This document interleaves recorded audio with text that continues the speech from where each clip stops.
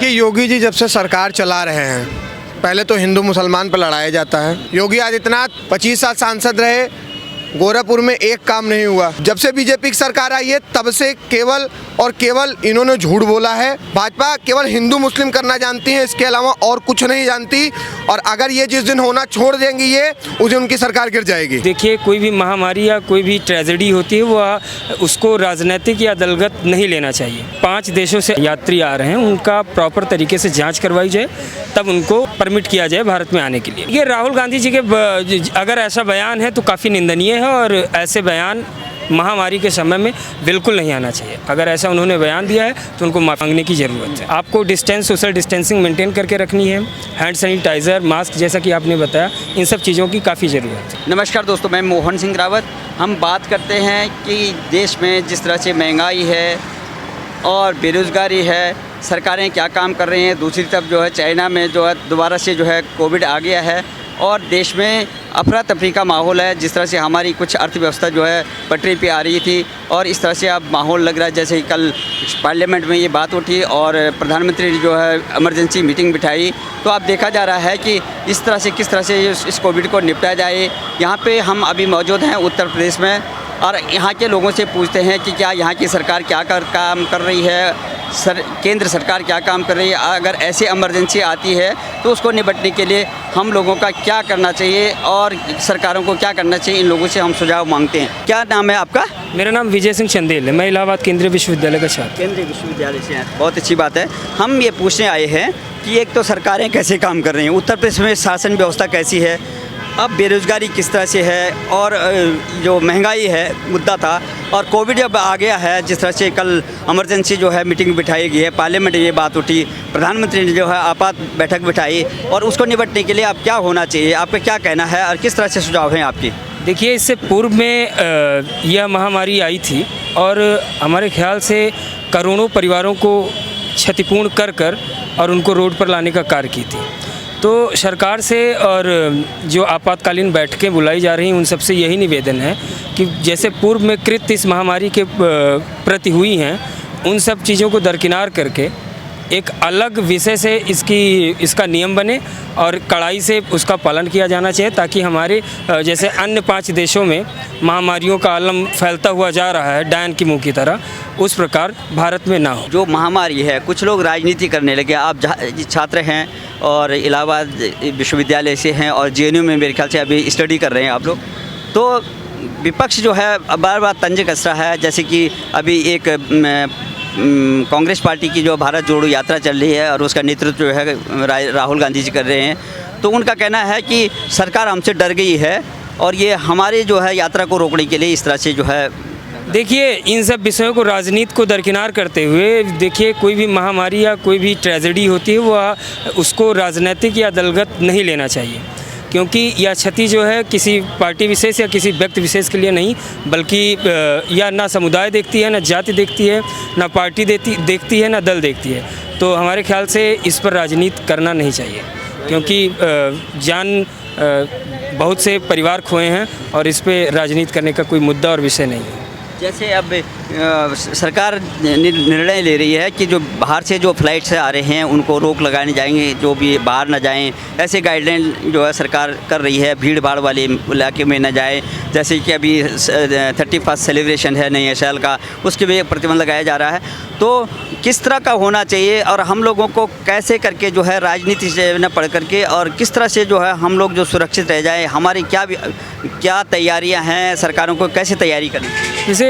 जैसे कि अगर बात किया जाए उत्तर प्रदेश की, तो अभी आज उत्तर प्रदेश के माननीय उप मुख्यमंत्री ब्रजेश पाठक जी का बयान आया है कि जो भी 5 देशों से आ रहे हैं, यात्री आ रहे हैं, उनका प्रॉपर तरीके से जांच करवाई जाए, तब उनको परमिट किया जाए भारत में आने के लिए। और यह काफ़ी अच्छा कदम है उनका, और इसी प्रकार से अगर कदम उठाते हैं तो शायद हमारा देश उन सब देशों कंपैरिजन में बच जाएगा। जी, ताली मारिए, ताली मारिए। इस बात पे सरकारों को तो हर चीज़ का सुविधा करना चाहिए। जो भी बाहर का देश का आ रहा है आदमी, उसको पूरा एकदम जांच पड़ताल करके अपना भारत में आने देना चाहिए। उसके विषय में जो आ रहा है उधर से बांग्लादेश, उसको सब वोट लेने के लिए बोल रहा है कि भाई यहाँ पे बना दे रहा है अथी, voter I card, Aadhaar card कि हमको वोट मिलेगा, हमको मिलेगा, तो ये सब सवाल नहीं होना चाहिए। जो अपना भारत के नागरिक है उसको बनाना चाहिए ना, कि बांग्लादेश को हम बनाएंगे हैं, कि अपना भारतीय को बनाएंगे। तो सरकार जब काम करती है तो सरकारों पे जो है ये होता है कि जैसे अभी राहुल गांधी का बयान आया कि हमारी जो भारत जोड़ो यात्रा है उसको रोकने के लिए सरकार ये षड्यंत्र कर रही है। तो अब चाइना की जब हम बात करते हैं, चाइना में लगातार हम लोगों ने तो कंट्रोल भी कर लिया था, चाइना में कंट्रोल भी नहीं हो पाया। देखिए, राहुल गांधी जी के अगर ऐसा बयान है तो काफ़ी निंदनीय है और ऐसे बयान महामारी के समय में बिल्कुल नहीं आना चाहिए। अगर ऐसा उन्होंने बयान दिया है तो उनको माफ़ी मांगने की ज़रूरत है। और जैसा कि अभी आपने बताया कि चीन में महामारियां हैं, ऐसा कुछ चीन एक तरीके से अपने आप को किनारा कर रहा है कि मेरे यहाँ महामारी से कोई भी मरीज़ कोविड से नहीं मरे, B7 वेरिएंट से।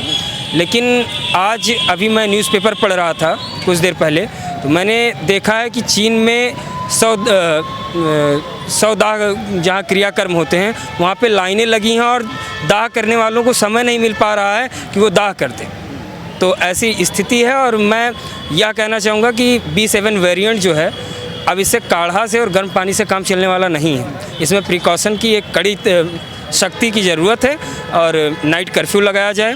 डे कर्फ्यू अगर हफ्ते में एक दिन लगाने की आवश्यकता है तो बिल्कुल लगाया जाना चाहिए, क्योंकि इसमें अमीर हों, गरीब हों या चाहे जिस स्थिति के व्यक्ति हों, इसमें महामारी किसी को देखती और पहचानती नहीं है। अच्छा, कारोबार का क्या होगा? जैसे हमारे मार्केट्स हैं, जैसे फैक्ट्रियां हैं और ऑफिसेज हैं, उसको किस तरह से होना चाहिए? क्योंकि सुचारू रूप से चलाने की यथास्थिति बननी चाहिए कि या उसमें प्रिकॉशन लेकर के जैसे मास्क की डिस्टेंस वाइज क्या? देखिए, डिस्टेंस का जो नियम आया था वह काफ़ी अच्छा था। अगर उसका पालन करके, मास्क का पालन करके प्लस सैनिटाइज़र का पालन करके किसी भी चीज़ को अगर संचालित करना चाहें तो आराम से संचालित कर सकते हैं।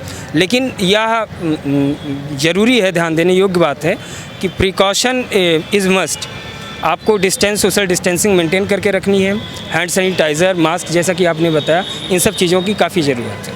और नाइट कर्फ्यू और हफ्ते में एक दिन अगर हो सके तो कर्फ्यू लगाने की ज़रूरत है, जैसा कि सरकार को अच्छा निर्णय लेने की ज़रूरत है।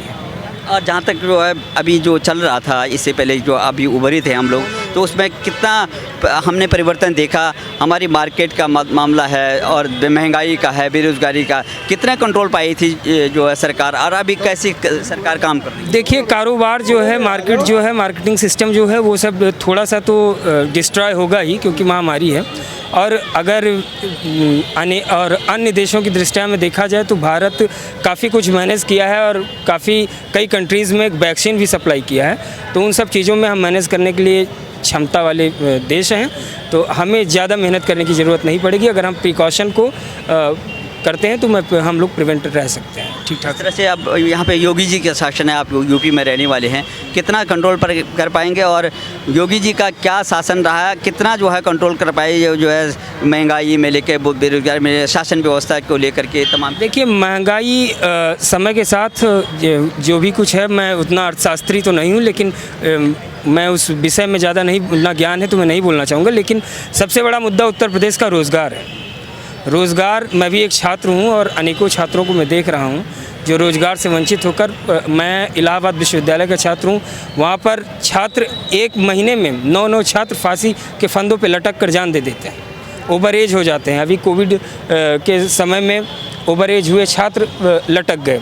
मैं जहाँ तक बताना चाहूँगा, जहाँ तक मेरा ज्ञान है, मेरे इलाहाबाद विश्वविद्यालय और इलाहाबाद में कम से कम 250 से 270 जाने गई हैं केवल सुसाइडल टेंडेंसी से, बेरोज़गारी की वजह से। तो बेरोज़गारी के मुद्दों को उजागर करना चाहिए। छात्र बस केवल सरकार केवल बस चिट्ठा तैयार करके बताती है कि बेरोज़गारी का आलम जो है काफ़ी कुछ कम हुआ है, लेकिन ऐसा कुछ नहीं है। बेरोज़गारी का आलम काफ़ी भयंकर है। क्या नाम है आपका? मेरा नाम सूरज त्रिपाठी है। क्या लगता है योगी जी के कैसा काम कर रहे हैं कि लगा? देखिए, योगी जी जब से सरकार चला रहे हैं, पहले तो हिंदू मुसलमान पर लड़ाया जाता है, ठीक है। योगी आदित्यनाथ जब सांसद थे, गोरखपुर के मठाधीश थे। मैं भी गोरखपुर का रहने वाला हूँ, उनके घर से 3 किलोमीटर 4 किलोमीटर मेरा घर पड़ता है। 25 साल सांसद रहे, गोरखपुर में एक काम नहीं हुआ। जहाँ गोरखपुर है, चौराहे पे आप चले जाइए, अंडरपास बना हुआ है। आपसे रिक्वेस्ट करूँगा आप जाइएगा वहाँ पे। जब आप जाएंगे तो बरसात के टाइम में एक पूरी गाड़ी भी मतलब इतना पानी भरा है कि पानी डूब जाएगा वो। ये इनका 25 साल में सांसद रहते हुए विकास किए। अगर किसी भी भाजपाई से आप ये पूछिए कि विकास क्या हुआ गोरखपुर में, बोलेगा हमारी सरकार नहीं थी। अगर योगी आदित्यनाथ की सरकार नहीं थी, मानते हैं कांग्रेस की सरकार की, तो योगी आदित्यनाथ को अपने पद से इस्तीफा दे देना चाहिए था, बोलना चाहिए था कि यहाँ पे कांग्रेस का सांसद बनवाइए। दूसरी चीज़, गोरखपुर में बेरोजगारी जो है वो इतनी नीचे है कि वहाँ के बंदे भाग के क्या नाम है गुड़गांव जाते हैं, नोएडा आते हैं। नोएडा भी यूपी में है लेकिन ये हब है। गोरखपुर में रोजगार अगर आप खोजने चले जाइए तो आपको सफाई कर्मी 5,000 रुपये, 3,000 रुपये, 2,000 रुपये मिलता है। जब से बीजेपी की सरकार आई है तब से केवल और केवल इन्होंने झूठ बोला है, कोई भी काम नहीं किया। केवल और केवल ये गेहूं बांट दे रहे हैं, चावल बांट दे रहे हैं, आटा इससे सरकार नहीं चलती, इससे जनता का पेट नहीं भरता। देखिए रिपीट होते आ रही है, ये हिंदू मुसलमान पे लड़ाना बंद कर दे। हिंदू मुसलमान पे लड़ाना बंद कर दे। यहाँ पे जितने भाई खड़े हैं इसमें तो कोई ना कोई मुसलमान होगा। मेरे बगल में ये भाई खड़ा है, ये मुस्लिम है। मेरा सबसे मतलब बड़े भाई की तरह, छोटे भाई की तरह दोनों रहते हैं। हिंदू मुसलमान में केवल राजनीति कराते हैं योगी आदित्यनाथ और भाजपा की सरकार। भाजपा केवल हिंदू मुस्लिम करना जानती है, इसके अलावा और कुछ नहीं जानती। और अगर ये जिस दिन होना छोड़ देंगी ये, उस दिन उनकी सरकार गिर जाएगी। कौन है कौन? आप अब देखिए, आप लगातार जो है बीजेपी को वोट देते आ रहे हैं यूपी में, और यूपी में बीजेपी की सरकार आ रही है। आखिर में कौन सी पार्टी ऐसी है कि जो ये सब, क्योंकि बीजेपी कहते हैं हम सबका साथ सबका विकास, आप कह रहे हैं कि हिंदू मुस्लिम को लड़ाई रहे। आपका क्या नाम है? आप क्या कहेंगे? एकदम हो रहा है, जहाँ देखता है यही सब हो रहा है। हिंदू मुस्लिम वोट आता है तो यही होता है। जब इलेक्शन आता है जब इलेक्शन आएगा यही होगा। जब इलेक्शन आएगा तब हिंदू मुस्लिम की बात होगी। उससे पहले कोई हिंदू मुस्लिम नहीं होता, कोई मुस्लिम हिंदू नहीं होगा। जिन्ना भी उसी टाइम आ जाते हैं, पाकिस्तान भी उसी टाइम आ जाता है, चीन भी उसी टाइम। अभी तक क्या नाम है चुनाव हो रहे थे, इससे पहले चुनाव हो रहे थे, 3 राज्यों को चुनाव आने वाले हैं, तो कोरोना आ गया। इससे पहले भी बंगाल में चुनाव हुआ और जगह कोरोना नहीं था। यूपी में चुनाव आने वाला है। अभी आपने मैनपुरी में चुनाव देखा, रामपुर में चुनाव देखा। रामपुर में आजम खान के यहाँ चुनाव वोट डालने तक नहीं दिए गए। आप लोग मीडिया थे, वीडियोस पड़े हुए फेसबुक पे, आप इस चीज़ को देखिए वहाँ पे कि किस हिसाब से वोट नहीं डालने दिया गया और किस हिसाब से मारा गया है वहाँ पे।